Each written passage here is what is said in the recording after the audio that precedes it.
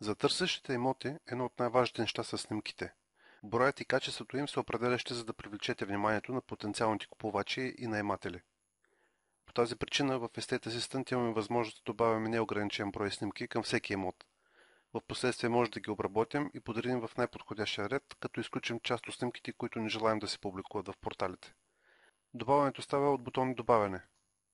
Програмата позволява да добавим повече от една снимка едновременно, след което ни пита дали искаме да брандираме снимките с логото на агенцията. Потвърждавам, при което снимките се добавят в програмата. Невидимо за брокера, снимките се намаляват както по размери, така и по големина на файла. Оптимизираните снимки вече лесно се разпространяват по интернет, като не създават излишен трафик. Нормално е, когато добавяте повече снимки към офертата, тя да се запише и по-бавно към вашата база данни. След като са добавени снимките, допълнително може да наложим логото на агенцията, в случай че снимката е по-светла и логото по-трудно се забелязва. Това става като преминем в този режим на редакция.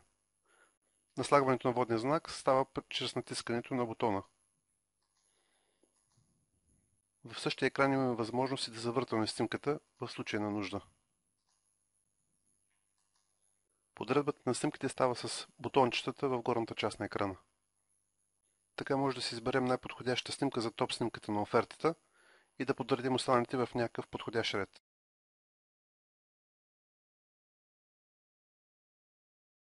Под всяка снимка има метка публична, с която се обозначава коя снимка да се публикува в порталите, в нашия фирмен сайт и в мрежата от агенции.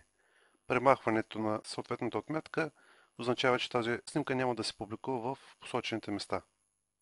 Веднъж след като обработим снимките, лесно може да ги експортираме на външен източник, дискета, флаш памет и така нататък.